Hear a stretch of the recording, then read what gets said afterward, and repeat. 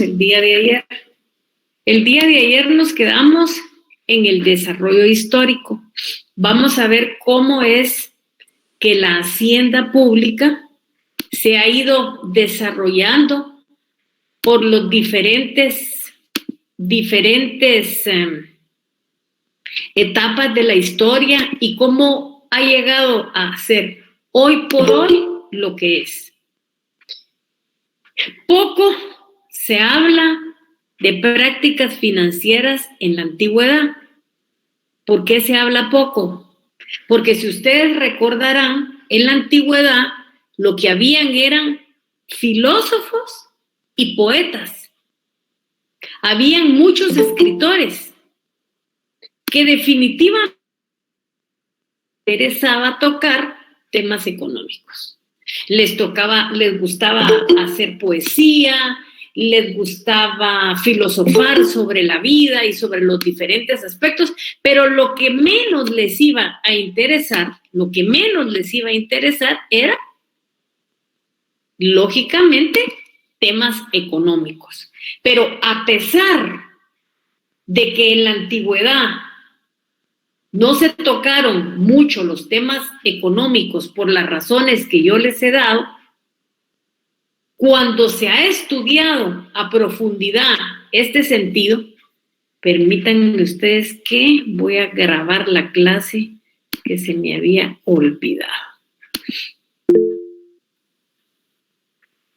Bueno, entonces les decía yo que permítanme que vamos a meter a todos aquí. Bueno, entonces les decía yo que cuando se estudian los escritos, se ha llegado implícitamente a ver si Lothar levantó la mano. Hola, Ligda, buenas noches, gusto saludarle. Gracias igualmente. Disculpe que le interrumpa en el inicio de su clase, pero pues hasta hoy tengo el privilegio de conocerla. No sé si me puede regalar 3 minutos únicamente para poderle brindar algunos comentarios. Solo tengo una duda. Porque dígame. Usted me aparece registrado dos veces. Le voy a comentar. Le voy a comentar. Es que de hecho estoy en mi computadora en donde tengo la cámara, pero no me deja habilitar el micrófono desde mi perfil. Yo creo que tal vez este problema se deriva a lo que pasó en la primera clase del día lunes, en la cual pues no me brindó acceso. Entonces yo quise ingresar en múltiples ocasiones y pues no pude ingresar. Entonces, en base a eso, pues era que yo le estaba solicitando la palabra al inicio. Bueno, ya lo estoy escuchando, pero sí le digo, me da esa armonía. Ajá. Sí, realmente pues yo sí le quisiera expresar mi malestar con respecto a la primera clase, ya que me pareció muy injusto pues la decisión que usted tomó de no dejar ingresar a los compañeros que no tuvieran fotografía de perfil o que encendieran la cámara. Yo creo que la medida está muy buena, pero antes de tomarla al inicio de nuestra primera clase hubiera sido idóneo que nos la hubiera hecho saber para poder iniciar con esa regla desde hoy, ya que yo me sentí privado de recibir mi clase de Derecho Financiero el día lunes y pues tengo un pleno desconocimiento de lo que habló tal día. Entonces, pues ese era mi comentario, licenciada, porque realmente sí me pareció... O sea, sentí que me violaron mi derecho a recibir el curso al cual yo estoy inscrito en la facultad. Entonces... Bueno, ahora yo no quiero entrar en polémica, pero también le voy a decir cuál es mi sentido. No es primer semestre en el que ustedes están recibiendo su curso en esta modalidad. Ustedes prácticamente ya vienen de 2 años y saben que el estudiante está obligado a poner una fotografía y su nombre. Porque fíjese que, digamos, por ejemplo, yo me pongo en el lugar suyo, pero también quiero que se ponga en el lugar mío. Usted tiene aquí ahorita, en lo que yo estoy viendo, 2 fotografías diferentes. Me aparece en un lado con una foto que no es donde usted está hablándome. Y yo también, perdone, pero yo también tengo derecho a proteger a los demás estudiantes. Entonces, disculpe, le digo una cosa, todos venimos con esa situación. Lo que menos quería yo era privarle la clase, pero también usted ha sabido el irrespeto que ha existido para las compañeras y mi obligación como docente es protegerlas. Usted sabe todo lo que ha sucedido. Si no sucediera nada en la facultad, sería muy injusta de mi parte que yo no lo dejara entrar, pero usted sabe lo que ha pasado.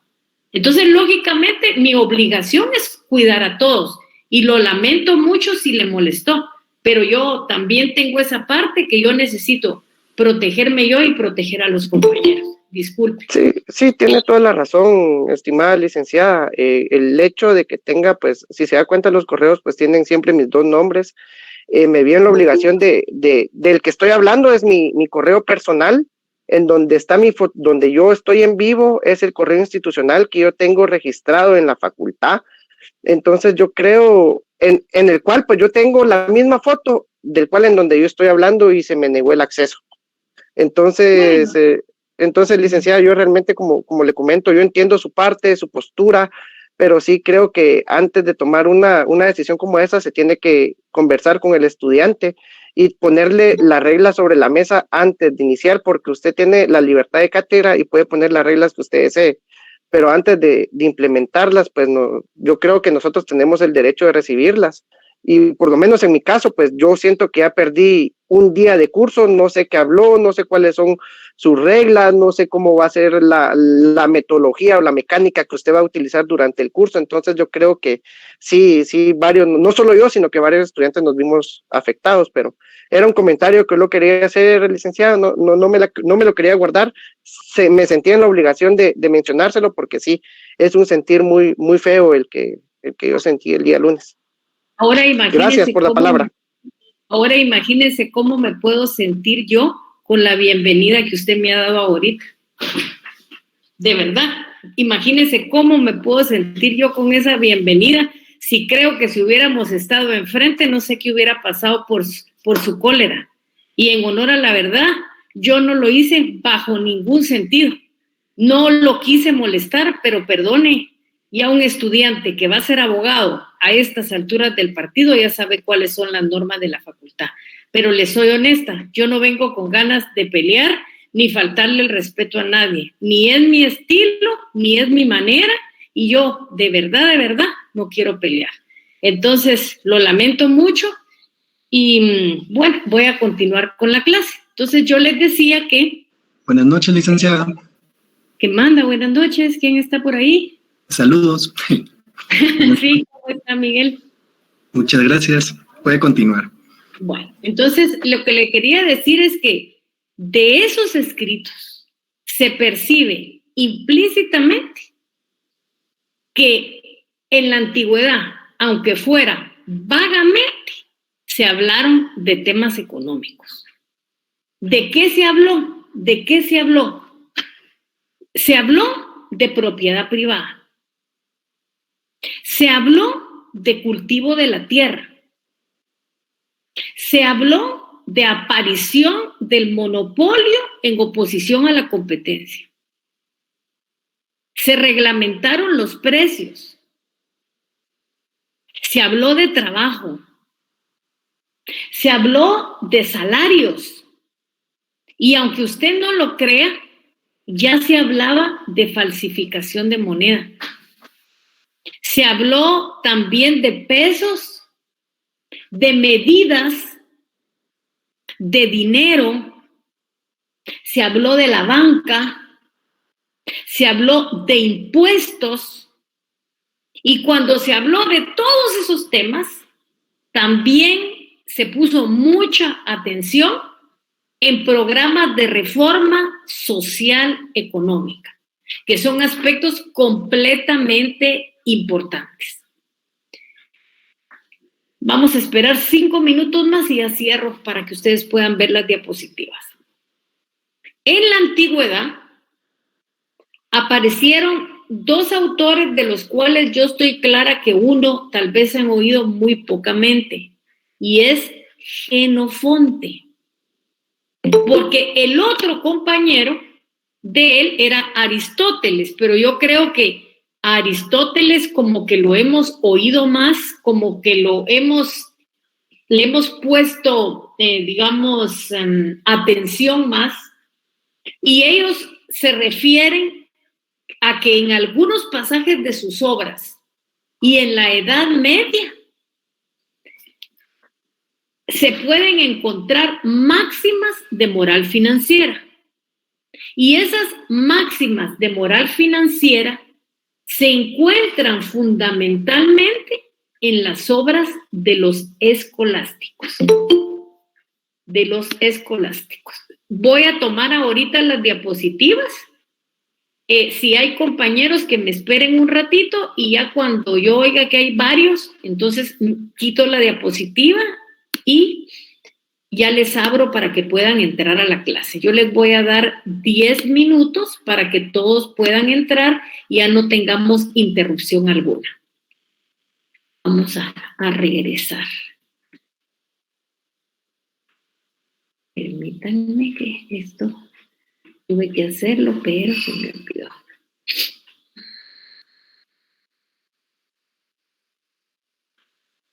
Bueno, vamos a ir viendo aquí. Bueno, aquí estamos. Entonces, dice algunas máximas de moral financiera. ¿Y dónde se encontraban esas máximas de moral financiera? En las obras de los escolásticos. Fue a finales del siglo XV en donde hubo transformación de los gastos públicos. ¿Por qué hubo transformación de gastos públicos? Porque hubo aumento de los mismos. Y esas transformaciones económicas que consistían en el aumento de los gastos públicos llamaron la atención de algunos escritores sobre las finanzas del Estado.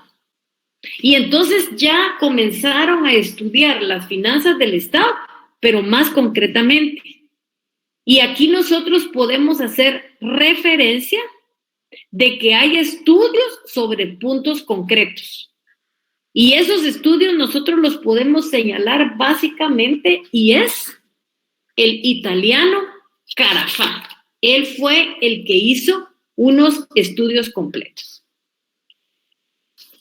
Aquí tenemos y vamos a entrar a lo que fue la hacienda pública en la antigüedad. Voy a parar un momentito y vamos a dar ingreso al compañero que está por ahí.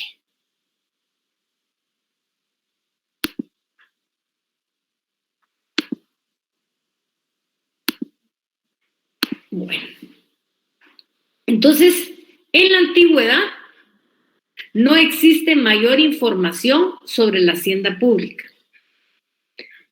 Muchos autores han señalado que es posible encontrar algunas prácticas financieras.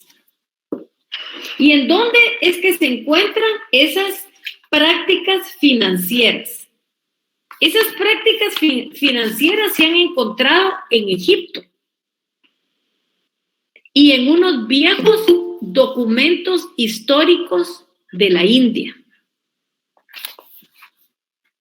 Aquí nosotros debemos de tener en cuenta que en los estados de la antigüedad, en la mayoría de los casos, la riqueza se obtenía mediante la guerra y la conquista de otros pueblos. Si ustedes se recuerdan, cuando nosotros para la Semana Santa miramos muchas películas, miramos muchos encuentros, muchas guerras que se dan entre los egipcios, los griegos y los romanos. Y lógicamente hay guerra, hay conquista de otros pueblos.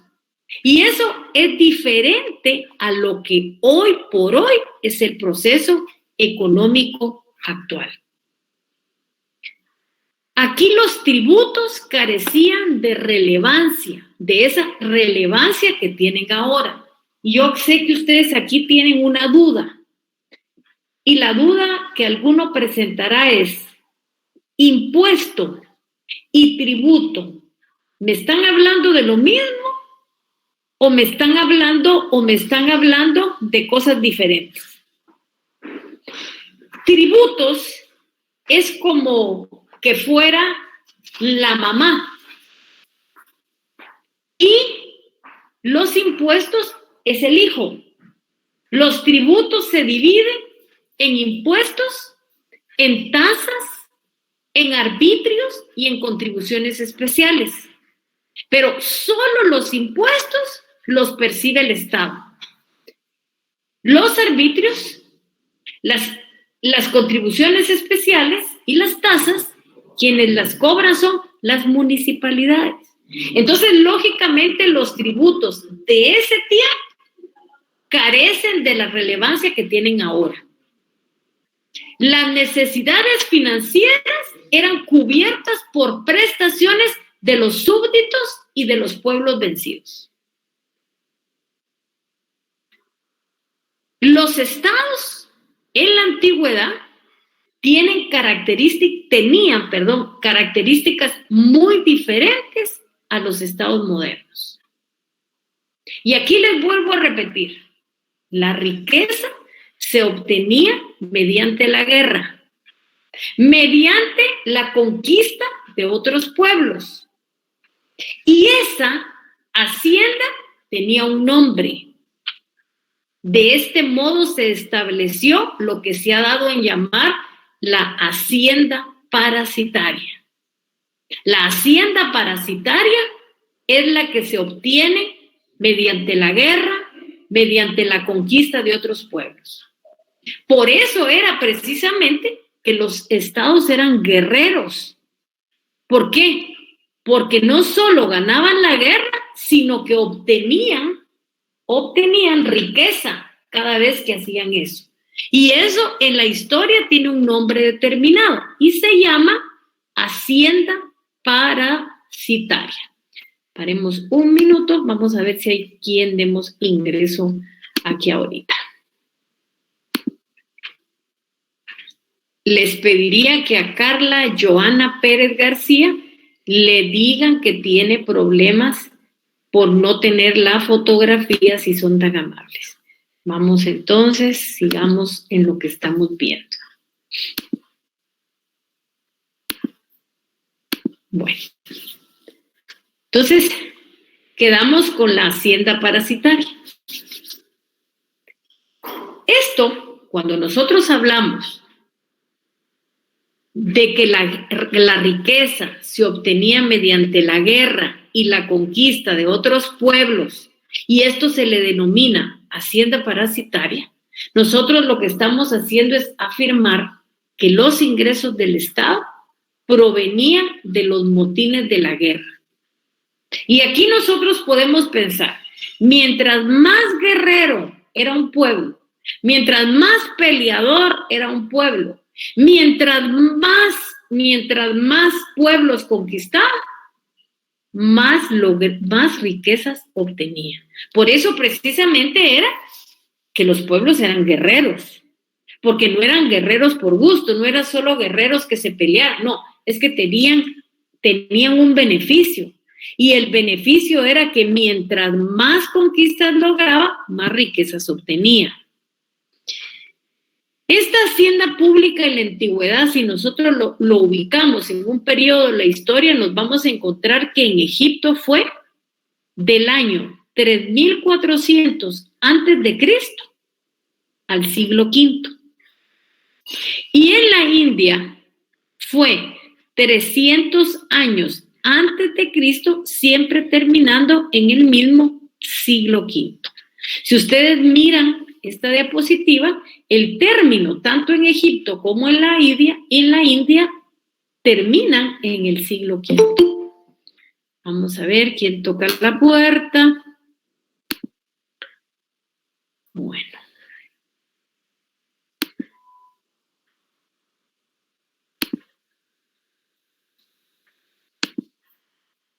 Bueno, vamos a continuar. Ahora vamos a ver lo que es la hacienda en la Edad Media, que va del siglo V al siglo XV. Si ustedes se dan cuenta, estábamos hablando de 10 siglos, que es un prolongado periodo de la historia. ¿De la historia de quién? De la humanidad, que se extiende desde la caída del Imperio Romano en el siglo V hasta la caída de Constantinopla en el año de 1453. Es muy grande el periodo de la Edad Media. La Edad Media abarca aproximadamente 1000 años de la historia de Europa, en donde se desarrolló el feudalismo, que era un régimen político-social que en nada se parece al Estado moderno. El poder político quedó desintegrado entre los señores feudales. Eso quiere decir que aquí desapareció la hacienda pública en este periodo.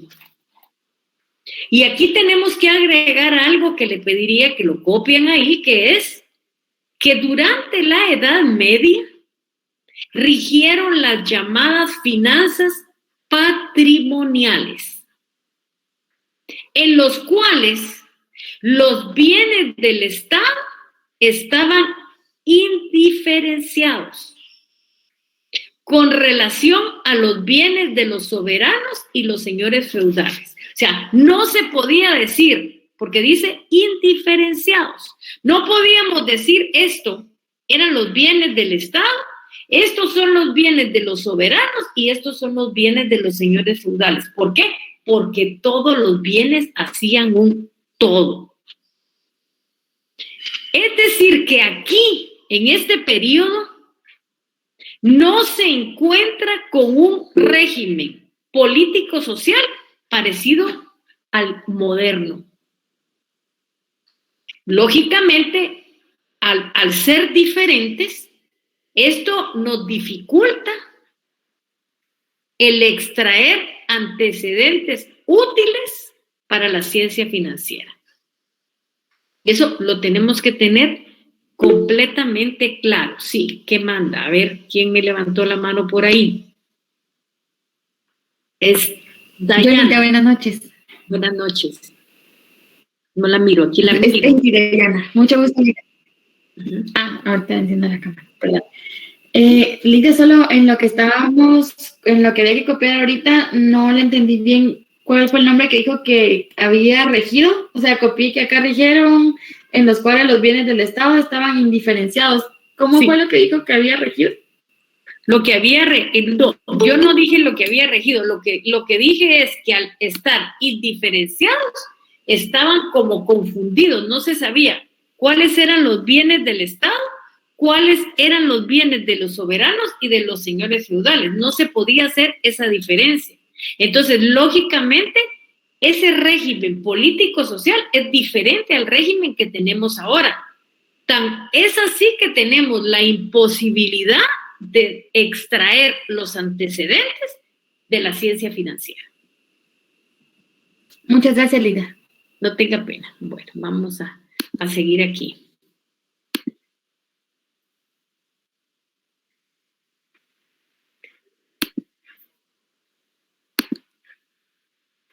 Bueno, luego entonces vamos a seguir y dice que prácticamente aquí desaparece la hacienda pública.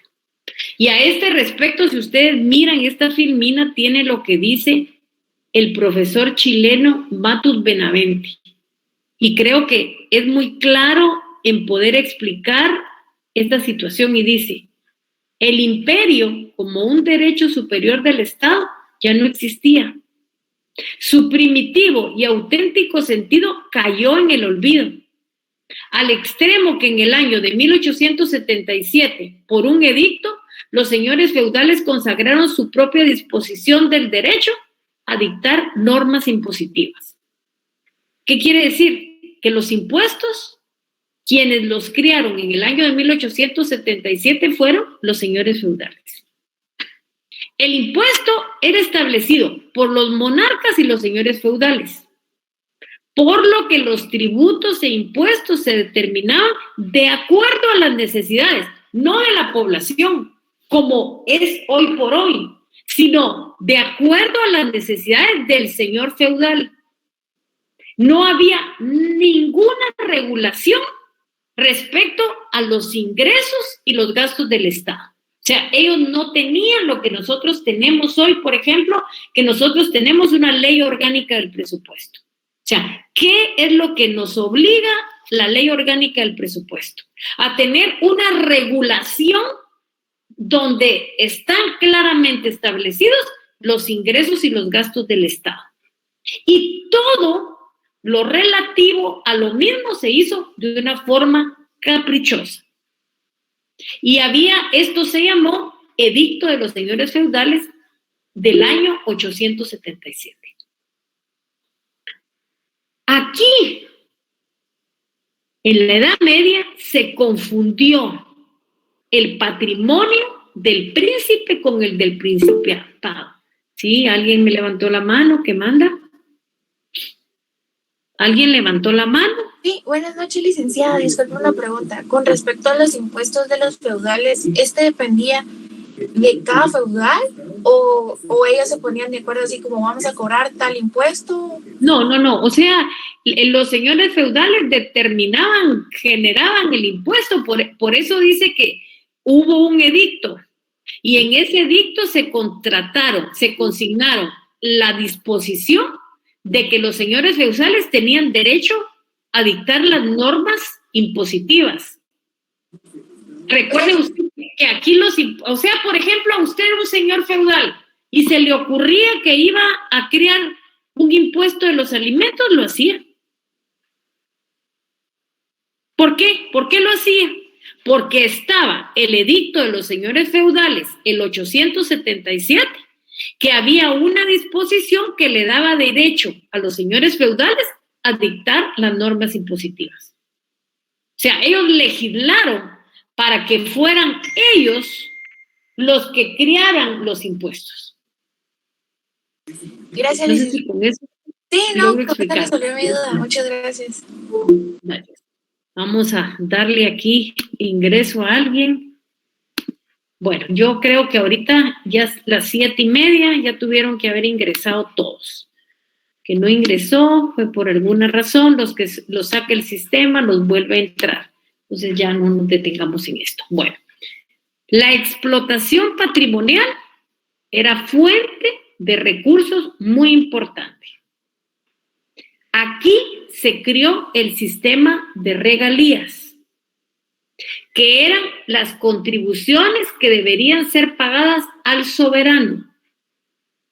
¿Por qué se pagaba? Por concesiones generales o especiales que el rey o el príncipe otorgaba a los señores feudales. Existían las tasas que los súbditos pagaban a los señores feudales por servicios vinculados con la idea de dominio real. En la Edad Media se caracterizó y se dio un fenómeno que era la poliarquía, en el sentido de que habían conflictos permanentes entre los reyes, entre los príncipes y los señores feudales. Y esto terminó cuando vino un Estado moderno que ya nació bajo el signo absoluto de los monarcas. Recibían rentas por sus tierras. Se dio el sistema de ayudas excepcionales para reclutar mercenarios como impuesto moderno. O sea, recuerden ustedes que cuando nosotros buscamos en el diccionario lo que es mercenarios, lo tenemos claramente establecido. ¿Qué es mercenarios? Vamos a ver, aquí estoy poniendo el diccionario. Son los soldados que luchan a cambio de dinero o de un favor sin motivaciones ideológicas. ¿Se recuerdan ustedes que la motivación ideológica durante toda la vida ha sido el de derecha y el de izquierda? Pues estos mercenarios no tenían ninguna motivación ideológica.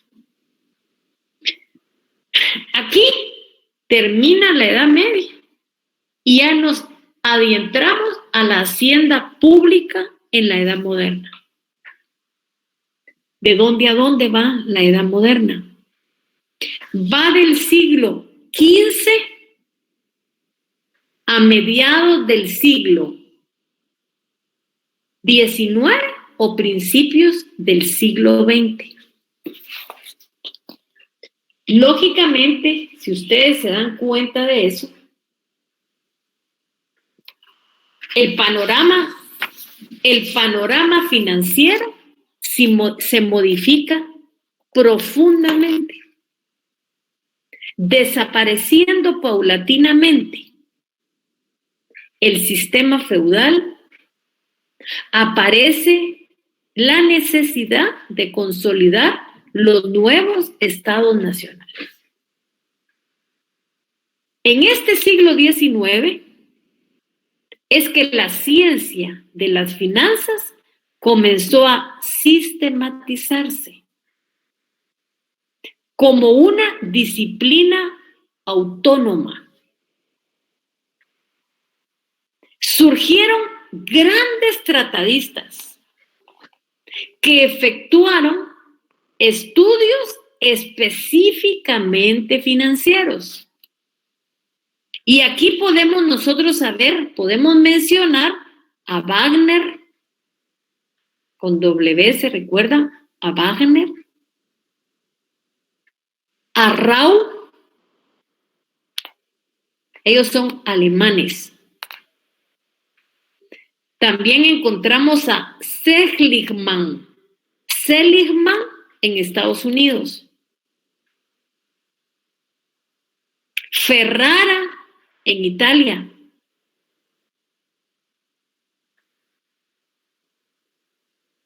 A finales del siglo XIX y a principios del XX hicieron su aparición importantes obras financieras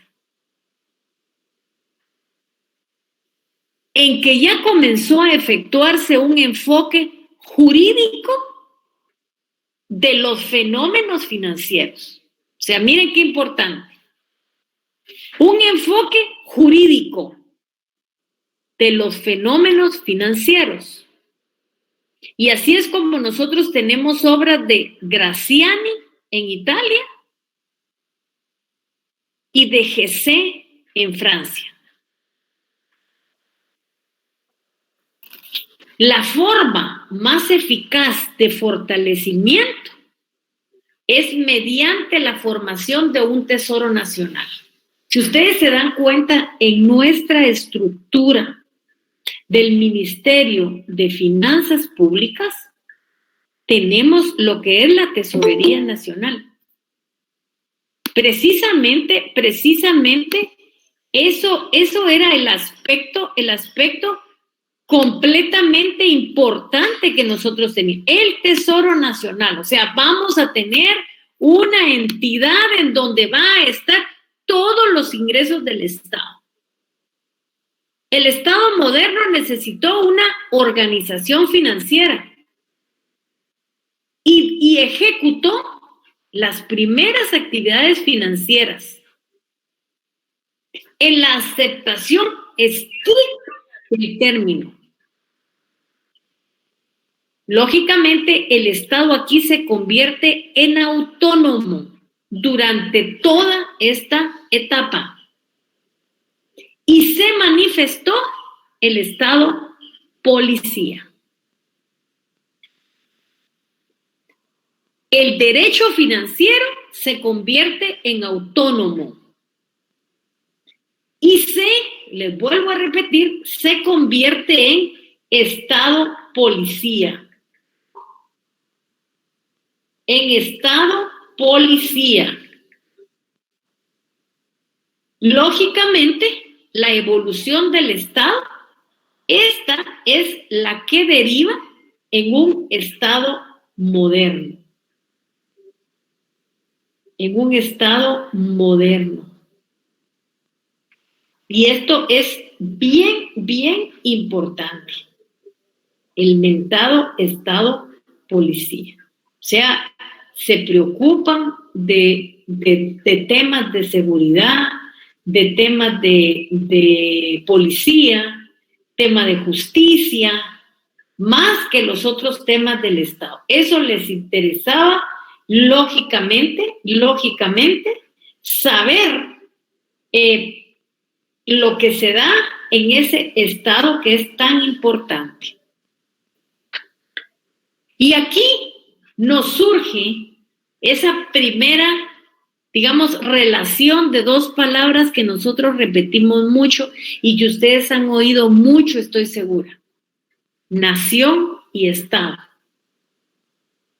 Consistió en que los medios reales de autoridad y administración, que eran privados, se transformaron en una propiedad pública. Porque si ustedes miran, aquí pasamos del dominio de los señores feudales, de los príncipes y de los reyes, que tenían una posición privada, y se transformaron en una propiedad pública. Y ahí estuvo su importancia y su relevancia. Y luego, lógicamente, nosotros entramos a lo que es la edad contemporánea. La edad contemporánea.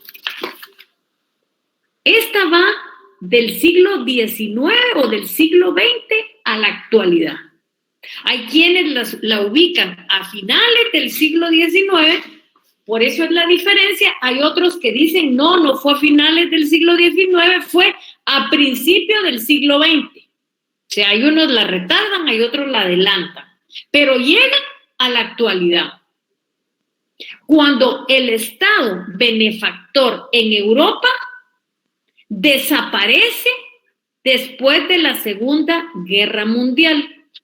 Y si nosotros dejamos el escenario europeo y queremos buscar una referencia en nuestro país, nosotros lo podemos ubicar a partir de la Revolución de 1944, que tuvo tal importancia para todos nosotros. ¿El Estado en qué se convierte? Se convierte en un ente con necesidades. Y lógicamente, cuando tiene necesidades, el Estado le debe de dar cobertura a esas necesidades. Y aquí es esa relación que la tenemos que tener nosotros bien clara. Sí, el artículo 235 de la Constitución me dice que yo tengo que pagar impuestos, pero también la misma Constitución le dice al Estado que tiene que satisfacer las necesidades de la población. Y ahí es donde muchos dicen, cobra impuestos para volverse millonario. El Estado cobra impuestos para satisfacer las necesidades de la población. Por lo que el Estado se amplía y crea mayores necesidades, ya no solo necesidades de seguridad. Nosotros vemos ahora un Estado que nos quiere dar de todo. Y cuando nos quiere dar de todo y no existen los recursos necesarios para cubrirlos, aparece un nombrecito que nos causa problema. ¿Y cómo se llama ese nombrecito que nos causa problema? Déficit fiscal. Y si aparece el déficit fiscal y el Estado no tiene los recursos necesarios para satisfacer las necesidades de la población, el Estado tiene que hacer un préstamo. Entonces el Estado contrae obligaciones. Aquí en la hacienda contemporánea aparece el neoliberalismo. ¿Y qué propugna el neoliberalismo? Reducir el Estado. ¿Para qué? Reducir el Estado para tener menos gasto, y aquí se da el fenómeno de la globalización. Hoy por hoy, nuestro Estado tiene que pagar mucho en empleos, mucho en salarios. Entonces, lo que le permite satisfacer las necesidades de la población es muy corto. Ahora, vamos a ver cómo se divide la hacienda pública.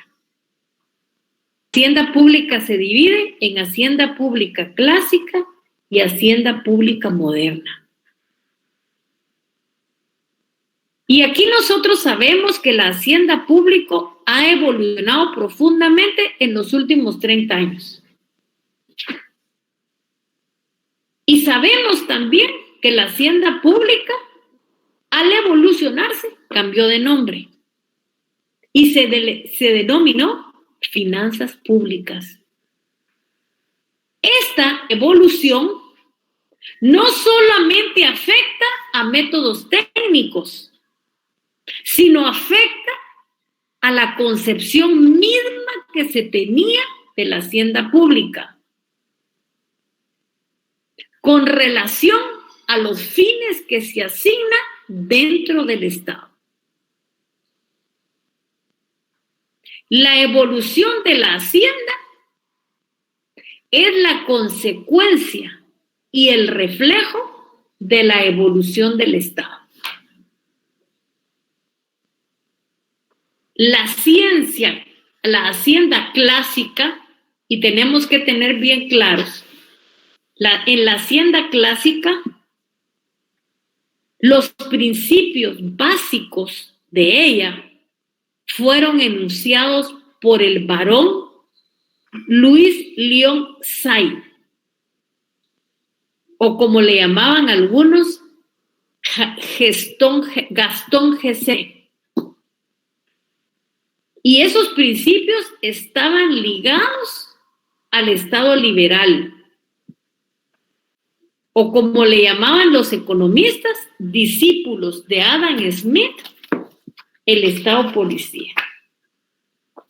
Y aquí hemos mencionado nosotros un nombre importante, que el día que ustedes tengan tiempo, lean ese libro, léanlo despacio, y se llama La riqueza de las naciones. Y se van a explicar muchos fenómenos y muchas cosas que hoy por hoy suceden.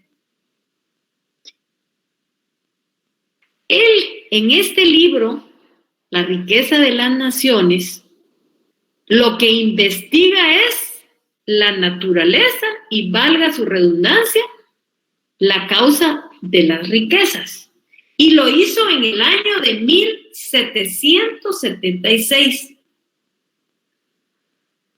Cuando él publicó su libro, dejó sentadas una serie de bases relativas a la actividad financiera del Estado,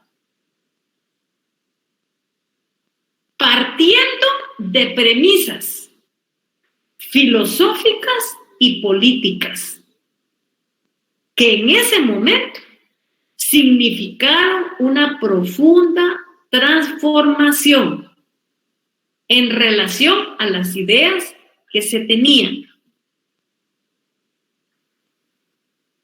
Por un lado, puso subrayada la diferencia que debe de haber entre el Estado y la persona del gobernante,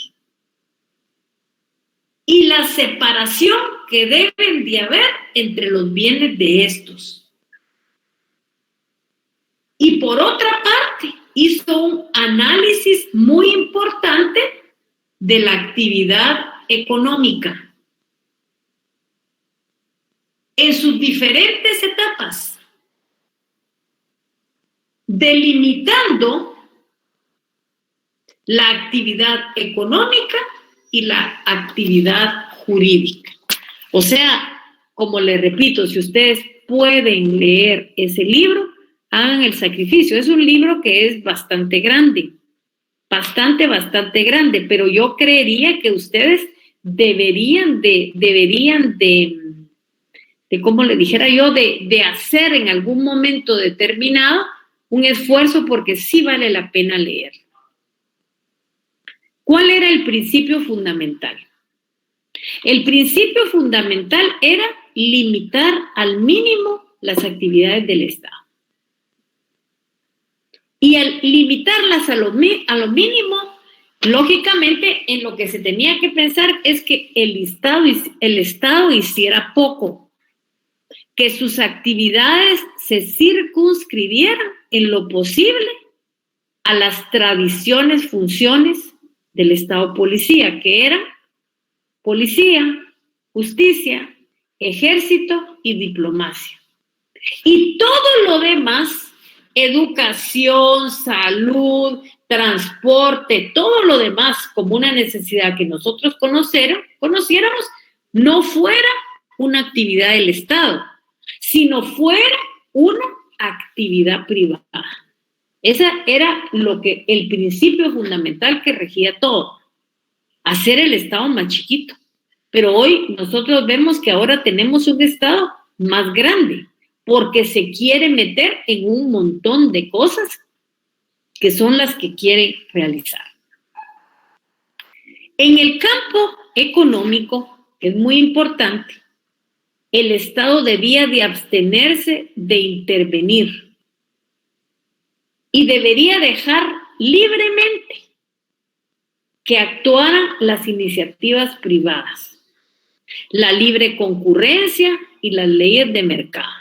Hoy nosotros miramos un Estado muy grande, pero miramos una iniciativa privada pequeña, poderosa, pero pequeña. ¿Cuál era el objeto que perseguía la hacienda pública? Era bien sencilla: suministrar al Estado los recursos necesarios para cubrir los gastos ocasionados. Ese era el objeto de la hacienda pública. Que el Estado tuviera todos los recursos para dar cobertura a las necesidades de la población. Porque cuando da cobertura a las necesidades de la población, como salud, como educación, lógicamente tiene más gastos. Entonces, lo que se perseguía era cubrir los gastos ocasionados. Aquí la Hacienda debía ejercer una menor influencia posible sobre las haciendas privadas y la actividad de los particulares. ¿Y cómo lo conseguía? En la medida en que los gastos públicos fueron reducidos y equilibrados por los ingresos. Y aquí me quiero detener un poquito. Antes, la regla de oro de todo presupuesto era: a mismos ingresos, mismos gastos. Y la excepción eran los préstamos. ¿Por qué? Porque los préstamos traen aparejado un gasto para el Estado, que pagan intereses. Entonces, eso se circunscribía a que yo ya no voy a usar el crédito público porque voy a gastar con los ingresos que tengo. Y sobre eso voy a planificar. Hoy por hoy eso se rompió, se le dio prioridad a las necesidades del Estado. ¿Y qué vemos? Estados endeudados. ¿Por qué? Porque para satisfacer todas las necesidades de la población han tenido que hacer préstamos. Sí, dejamos aquí, escucho. ¿Quién me levantó la mano por ahí? Buenas noches, licenciada. Esto podría aplicar así como las vacunas, que en vez de ver el presupuesto empezaron a prestar dinero y prestaron un montón de dinero. Pero lo que pasa aquí es: ¿qué hubiera pasado si no compran las vacunas en ese estado extraordinario? Ellos no sabían que nos iban a regalar vacunas. Y la vacuna era la vida o la muerte, como un gasto extraordinario, porque aquí era o se compran las vacunas y se comienza a vacunar a la población o de repente nos vamos a morir. Recuérdese que la pandemia como que hoy ya la entendemos, pero al principio como que no la entendíamos, no sabíamos qué era, de dónde venía. Deshicimos todos los zapatos porque cuando entrábamos les echábamos cloro y a los meses los zapatos rotos porque no sabíamos cómo funcionaba esto. Entonces, ahí sí no tiene tanta relación, pero por ejemplo, cuando no es una necesidad, entonces sí podemos aplicar el caso. Por ejemplo, ¿qué le digo? Poner ahorita unos balnearios. Voy a abrir, digamos, en educación, a mí se me va a ocurrir que los niños tienen que aprender natación porque el que hace deportes va a estar bien. Pero es que eso puede esperar. Lo que no puede esperar en este momento son las vacunas. Entonces hay que dividir entre lo que son los gastos ordinarios y los gastos extraordinarios. No sé si está bien ahí con eso o tiene otra duda. No, esa era mi duda. Gracias, licenciada. Vaya Nieves. Bueno, si no tienen otra duda, regresemos a nuestra exposición para no irnos durmiendo. Bueno, entonces, y aquí tenemos la hacienda clásica. ¿Qué se aseguraba en la hacienda clásica?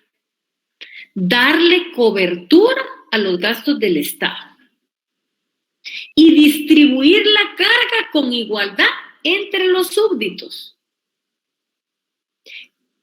¿Qué eran los recursos del Estado? Exacciones a los particulares y a eso se le llamaba carga pública. Esto no ha cambiado mucho en relación a lo que es hoy. O sea, ¿qué son los impuestos? Porque cuando yo los cobro, son los impuestos. Cuando ese dinero ya está en el Ministerio de Finanzas Públicas, los impuestos se convierten en los recursos del Estado. ¿Y qué son los recursos del Estado? ¿Cómo he obtenido esos impuestos? ¿Cómo he obtenido esos recursos? Por cantidades que han pagado los particulares. ¿Y por qué lo han pagado? No lo han pagado porque han querido. Lo han pagado porque están obligados a pagar y eso se llama y se llamaba carga pública. Si yo ahorita les preguntara a ustedes quiénes quieren pagar impuestos, estoy más que convencida que me diría ninguno. Y muchos tal vez le agregarían no porque no puedo, pero tienen que pagar y tienen que pagar porque el Estado esto lo ha convertido en una carga pública. ¿Por qué significa una carga pública para el Estado? Porque esto lo que significa es la creación de los tributos que la población tiene que pagar y que les son devueltos por medio de los servicios públicos. Nosotros, y aquí les vuelvo a repetir, no pagamos los impuestos porque queremos. Los pagamos porque el Estado, haciendo uso de su poder e imperio, nos obliga a pagarlos. Y lo que nosotros esperamos es que nos sean devueltos. ¿Y cómo nos van a ser devueltos? En servicios públicos. Y aquí había una paradoja, un hecho significativo, un hecho relevante, y es que hay gastos que tiene el Estado y hay necesidad de cubrirlos. O sea, la educación es una necesidad. El trabajo es una necesidad. Carreteras en buen estado es una necesidad. Entonces, el Estado tiene que efectuar muchos gastos para cubrir las necesidades de la población. Y aquí viene la hacienda pública moderna. Y lo primero que se concibe por los estudiosos es que aquí lo que se da es un ensanchamiento. ¿Qué entienden ustedes por ensanchamiento? ¿Qué entienden ustedes por ensanchamiento? Cuando dice se produce un ensanchamiento.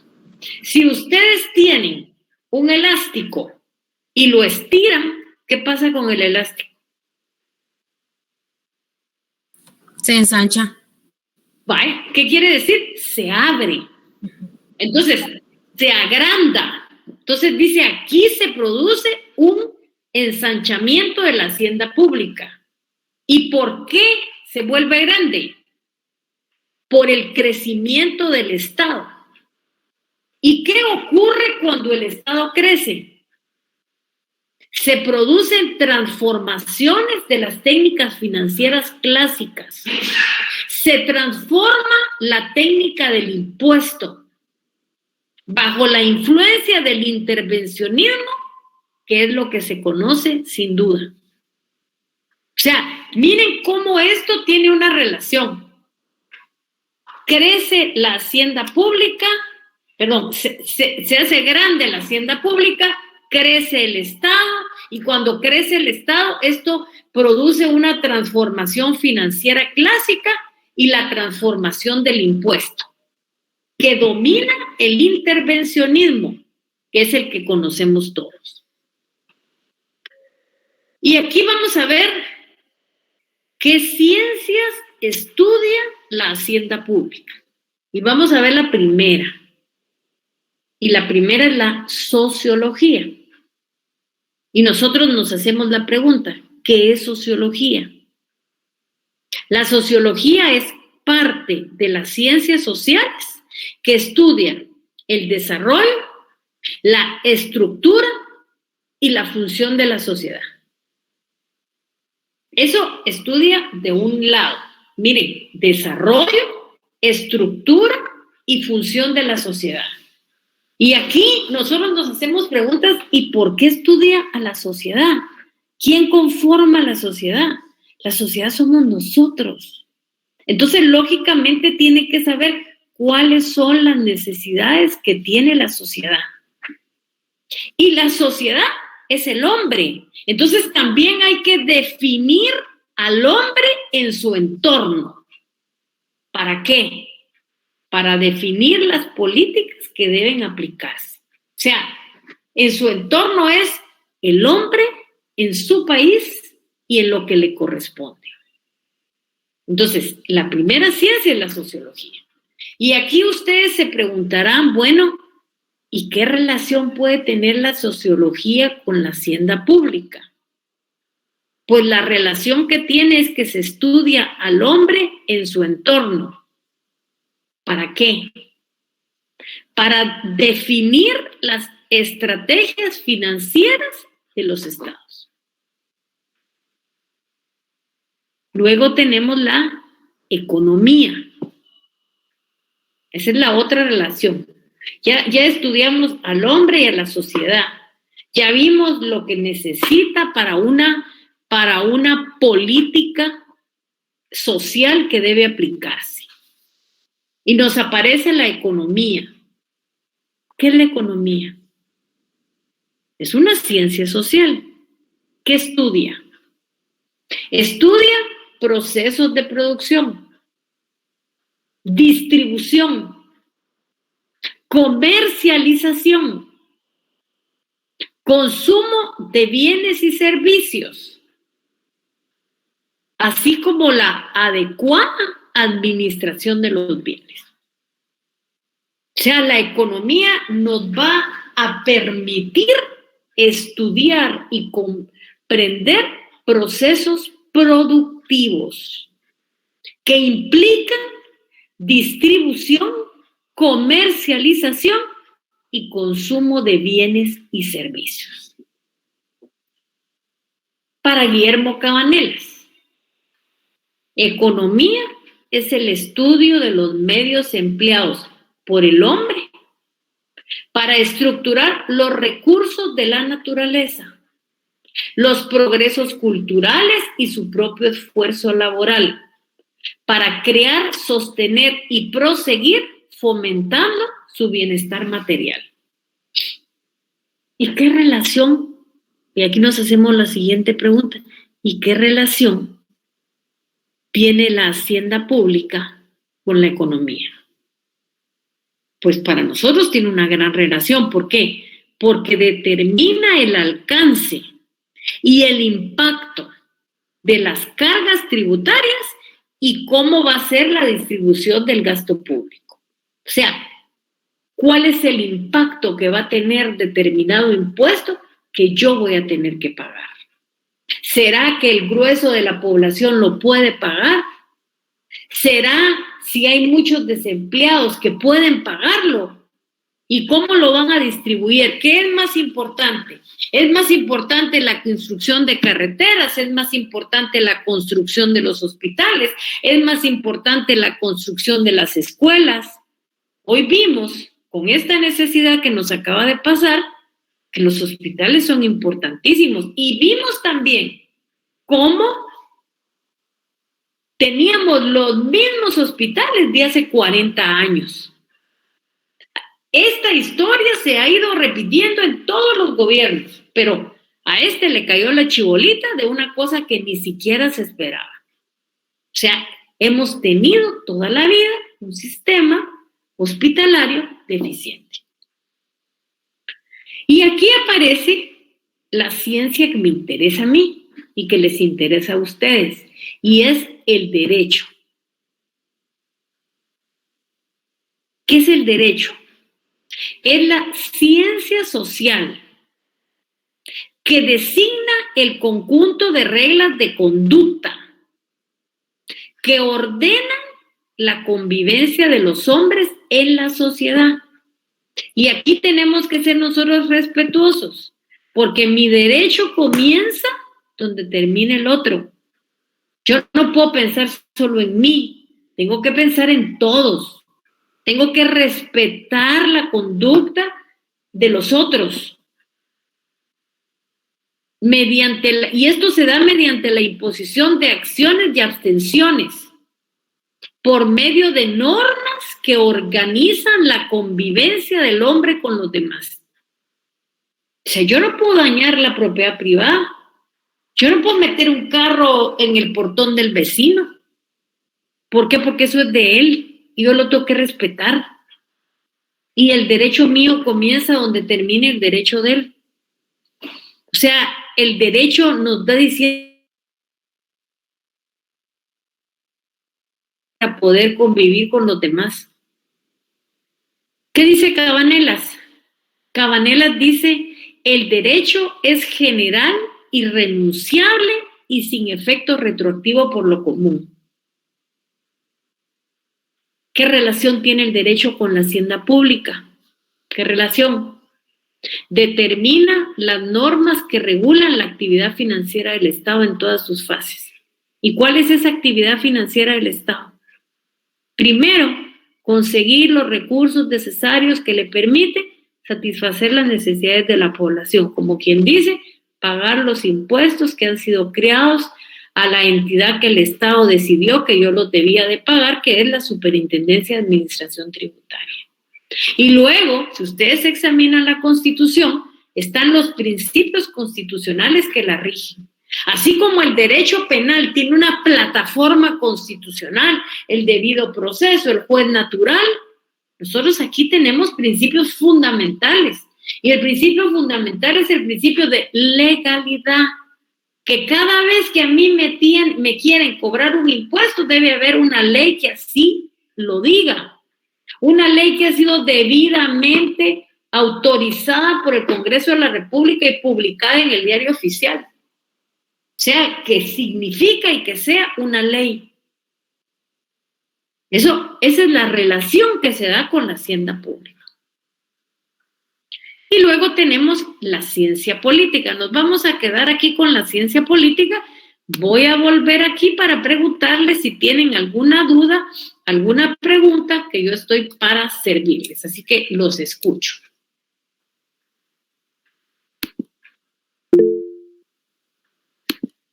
Los escucho. Sí, Ana Lucía. Buenas noches, licenciada. Fíjese que a mí solo me quedó una pequeña duda con las regalías. Digamos, ¿en qué eran puramente o en qué consistían, digamos? O sea, era una regalía en general.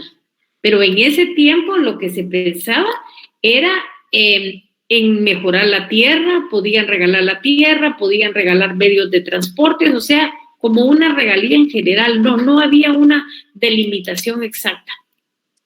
Y digamos, lo que entendí es que reyes y príncipes a señores feudales, ¿verdad? Así es, o sea... Ya, gracias, licenciada. No tenga pena. Sí, dice Géser Aminab Ubeda Hernández, que si voy a dar las diapositivas. No, las diapositivas no, pero les voy a hacer llegar el documento completo que tiene el punto que vamos a terminar la semana entrante. El día martes termino el punto número 1 y con mucho gusto yo les mando el tema. No sé si tienen alguna duda, alguna pregunta más. Muchas gracias, licenciada. Feliz noche. Lo que sí les pediría es lo siguiente. Recuérdense que el martes de la semana entrante vamos a hablar sobre la ley de la Superintendencia de Administración Tributaria. Entonces yo les pediría, por favor, que la leyeran, si son tan amables, la ley de la Superintendencia de Administración Tributaria. No se metan a los reglamentos, pero si hay alguien que quiere, lógicamente los reglamentos le va a dar una visión más clara para poder entender la ley. Entonces, si ustedes quieren, pues con mucho gusto, ¿verdad? Le quiero pedirles otra cuestión más, que tratemos por lo menos de estar todos ingresados a las 7:20, para que ya no pueda yo estar regresando las diapositivas, porque creo que eso los cansa un poquito a ustedes. Entonces tengamos disciplina en cuanto a entrar, si son tan amables, así nos evitamos problemas y estamos contentos todos. Si ya no sé si tienen alguna duda de exámenes, algo, pues estoy aquí para podérselos contestar. Si no es así, pasen feliz noche, que Dios los bendiga y cuídense mucho. Igualmente, muchísimas gracias, licenciada. Feliz noche, licenciada. Feliz noche, licenciada.